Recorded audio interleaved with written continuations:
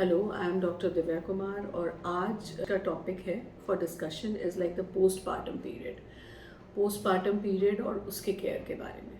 Postpartum period बहुत important होता है और इसके केयर को मैं दो पार्ट में डिस्कस करूँगी आपसे। First is the mental health and then the physical health. So सबसे पहले मैं बताना चाहूँगी कि ये जो पोस्टपार्टम पीरियड है ये बहुत इम्पॉर्टेंट होता है।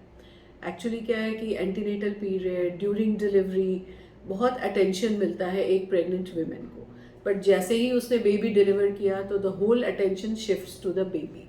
पर ये जो पोस्टपार्टम टाइम है ये बहुत इम्पॉर्टेंट होता है मदर के लिए भी, क्योंकि मदर के अंदर बड़े सारे हार्मोनल चेंजेस आते हैं। So many hormones they are getting withdrawn और इसका मेंटल हेल्थ पे भी बहुत ज़्यादा असर होता है।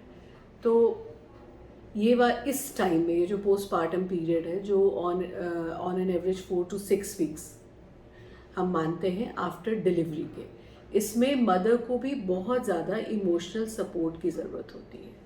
There is a known entity जिसको हम पोस्टपार्टम ब्लूज़ या पोस्टपार्टम डिप्रेशन कहते हैं। मदर का अगर आप केयर नहीं करेंगे प्रॉपर, ये this onus is basically on the spouse, that is a husband, जो घर में इन लॉज होते हैं या पेरेंट्स होते हैं या दूसरे रिलेटिव्स होते हैं, उन लोगों के लिए होता है ये पार्ट प्ले करना। अगर आप इसको बहुत ही प्यार से हैंडल करने वाला टाइम होता है, बिकॉज मदर जो है, because of hormonal withdrawal, because she is a new mother, she has just delivered a baby, there's a lot of mental things also going inside her head. तो ये वाला जो पार्ट होता है प्ले करना, doctors तो obviously doctors they have a part, but then doctor से पहले ये रिलेटिव्स का, हस्बैंड का, इन लॉज का, पेरेंट्स का, सिबलिंग्स का, जो उसके साथ रह रहे हैं उसके लिए होता है कि वो मदर को भी उतना ही अटेंशन दे। मदर के एक्चुअली क्या होता है कि व्हेन शी इज़ डिलीवर्ड, ये सारा अटेंशन जो पहले मदर को मिल रहा होता है वो सारा अटेंशन बेबी पे शिफ्ट हो जाता है और मदर टू सम एक्सटेंट कई बार नेग्लेक्टेड हो जाती है।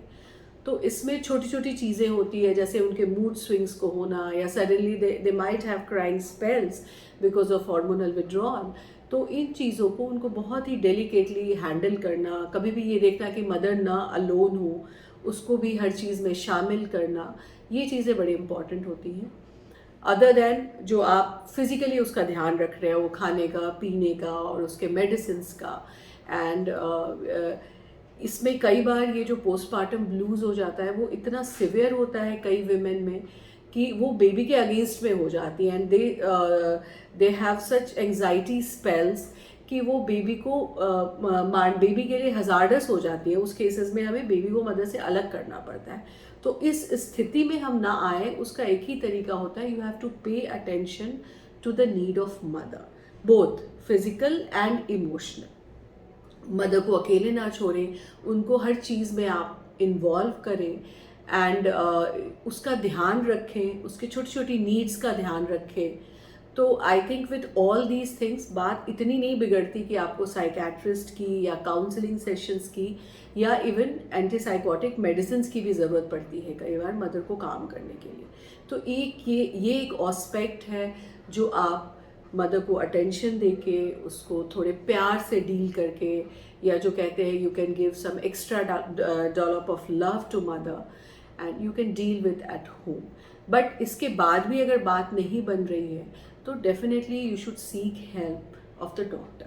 और ये जो मेरा वीडियो है ये basically not for the mother है, for those who are staying with the new mother. जैसे मैंने आपको बताया, चाहे उनके सिबलिंग्स हो या स्पाउस हो या इन लॉज हो या पेरेंट्स हो, ये इन चीज़ों का ध्यान उनको रखना पड़ता है, क्योंकि मदर को कई बार पता ही नहीं चलता और वो ये पोस्टपार्टम ब्लूज़ में चली जाती हैं। And this has happened with many celebrities also, like Britney Spears had undergone this phase। और ये जब आप सोशल मीडिया में देखोगे तो there are so many celebrities who have struggled through this।